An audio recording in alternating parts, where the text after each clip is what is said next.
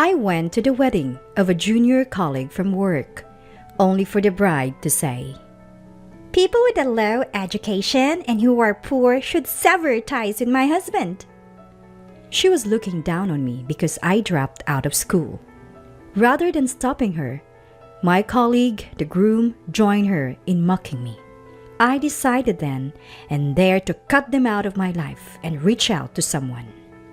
Get ready, because I'm going to make you regret ever judging people solely on their education. My name is Godwin, and I'm 32. I was raised in an average family, neither rich nor poor, the only son of working parents. What sets me apart is that while most of my classmates were thinking about high school, I was frantically searching for a job. Both of my parents are college graduates, but I was eager to start working as soon as possible. At first, they were confused but eventually supported me, saying it's my life to live as I see fit. I first worked as a factory laborer in my hometown, then switched jobs to become a painting contractor site supervisor. Now, I've been employed at a publicly traded major machinery manufacturer for 7 years. I'm a service department manager, visiting clients to handle machinery installation, repairs, and maintenance. Today, I have another round of repairs and maintenance visits planned. As I drive toward the freeway in the company car, my work cell phone rings. Seeing the displayed company name, my mood sinks a little. Not again. I pull over and call back immediately, only to find out it's another complaint from a client. I apologize. I'll be there right away, okay? I bow my head, apologetically, phone in hand, even though the person on the other end can't see me. Now, I have to rearrange my schedule to handle this complaint first. It's going to be a long day. After 7 p.m., I return to the branch office and find Theodore from my service department already back, chatting happily with a colleague from sales. "I'm back." "Good job." Noticing me, Theodore quickly heads back to his seat and starts working on his computer. Each branch office in various regions is staffed by a small team and overseen by an area manager. In this branch, it's just Theodore, who is 2 years younger than me, and myself in the service department.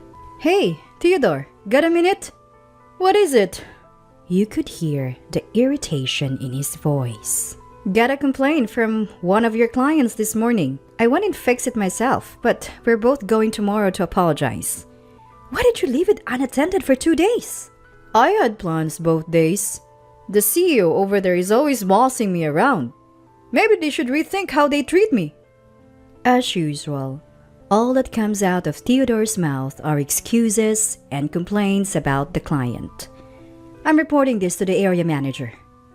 I had to step in and fix a client's issue, of course. I have to report it. Yet, Theodore, without any remorse, snorts and says, "So you're ratting on me again, just because you're jealous of my education. You exaggerated things in your reports." He thinks a college dropout, I'm jealous of him? A graduate from a prestigious university. Theodore used to be this polite, humble, and adorable junior. But the moment he found out I was a dropout, his attitude changed entirely. I wouldn't mind if he did his job correctly, but there are too many complaints from his clients, and it's a headache. The next day, we both go to the client to apologize. "What are you doing here now? Your job is to fix this." The president of the client company is aggressive with his words, but it's not uncommon for people in industrial settings.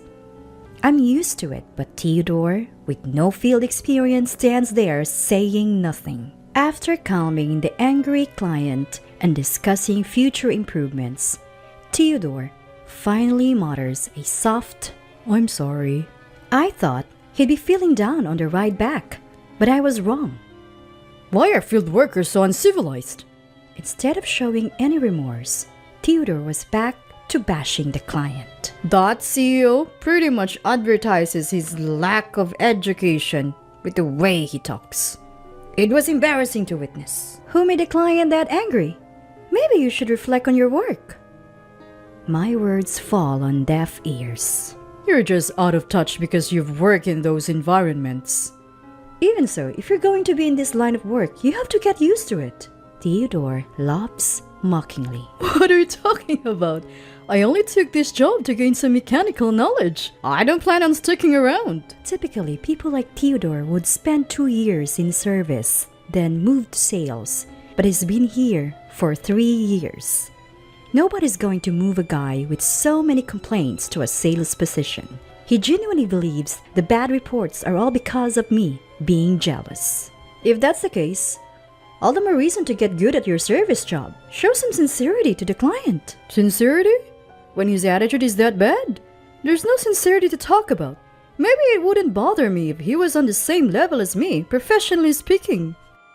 I couldn't bring myself to say another word to Theodore. One day, I was on a business trip to set up some machinery. The test run didn't go as planned due to some glitches, so I had to stay overnight to fix it the next day.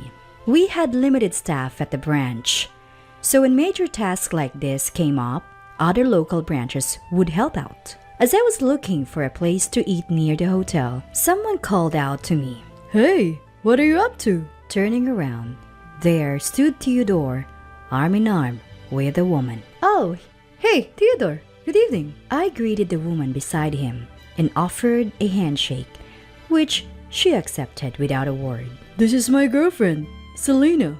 She's from around here. I felt like I had seen her somewhere before, but I didn't dwell on it. Theodore invited me to dinner, and I accepted. After ordering, Theodore started to gloat. Actually, we just got engaged. She graduated from the same college as me, and her family is quite wealthy locally, and definitely on a fast track to success. That explained the dinner invitation.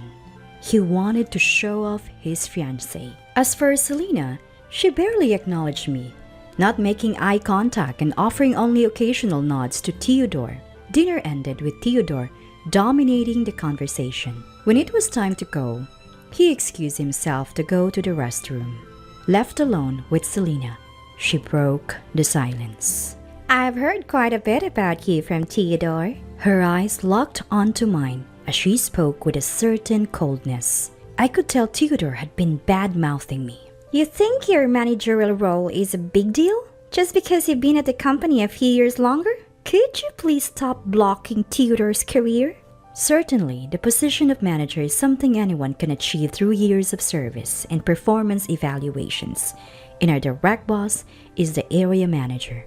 For Theodore, I'm just a senior colleague, which isn't incorrect. Deciding it was futile to argue, I let it go. Theodore soon returned and wouldn't make eye contact, pretending like nothing happened.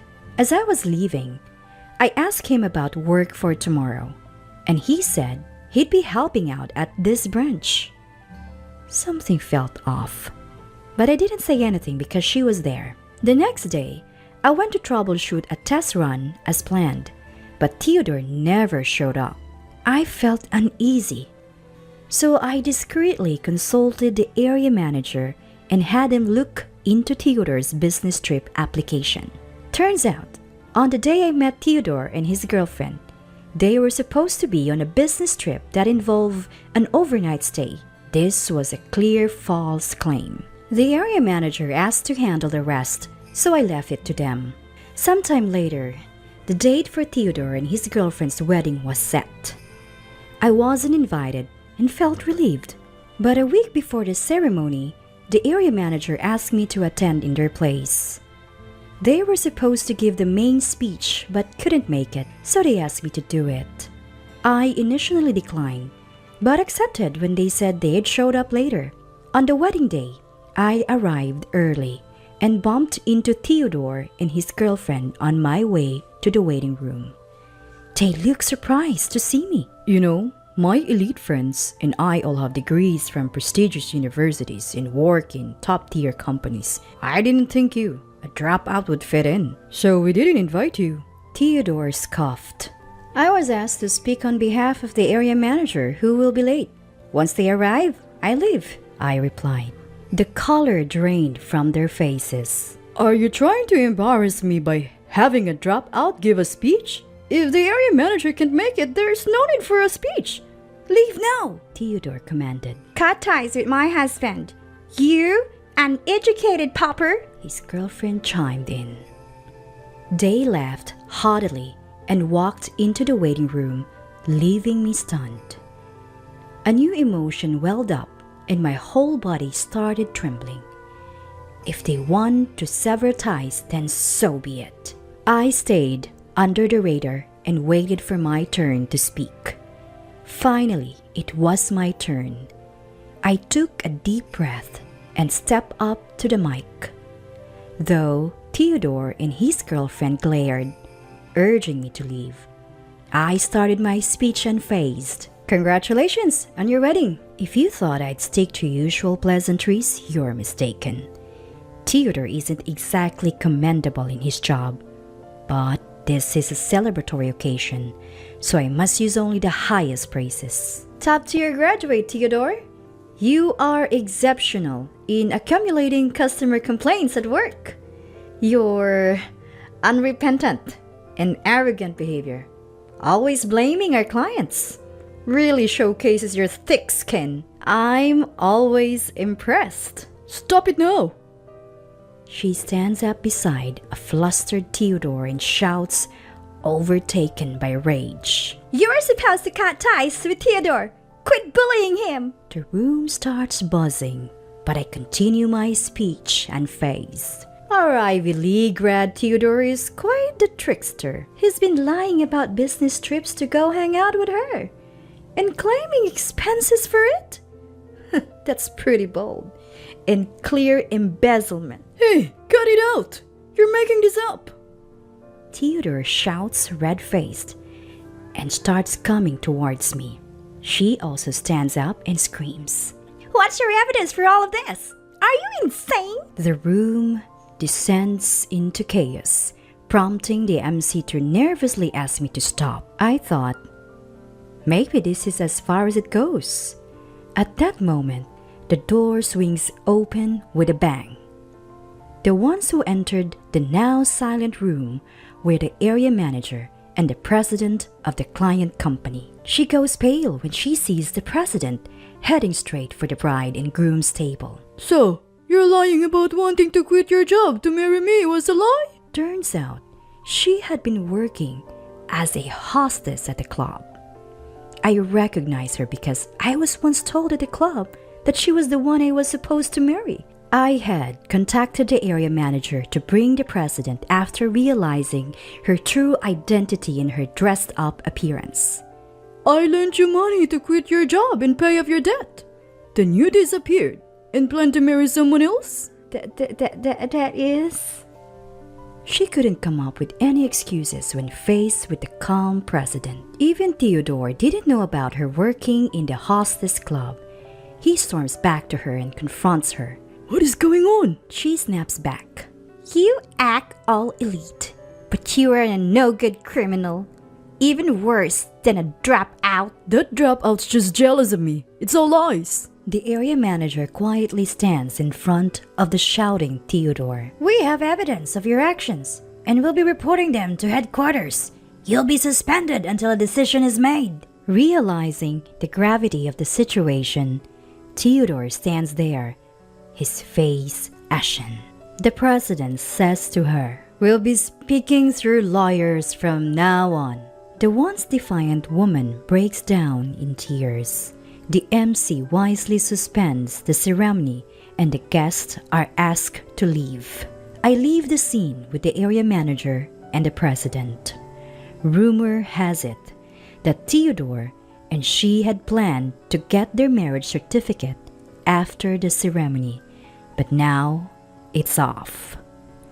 Both families are blaming each other and fighting over the wedding costs. Theodore was fired for misconduct, and they're calculating the exact amount he embezzled for restitution. The only thing that stings a bit is that the area manager also received a pay cut for poor supervision of his subordinates. Theodore had timed his business trips to coincide with days when major tasks like machine installments were happening, and the area manager had approved these trips. As for the woman facing fraud charges from the CEO for her sham marriage, she'll likely be tied up in court for a while. Of course, I've cut ties with Theodore and haven't spoken to him since that day. As for me, I'm just going to continue living my life with my head held high.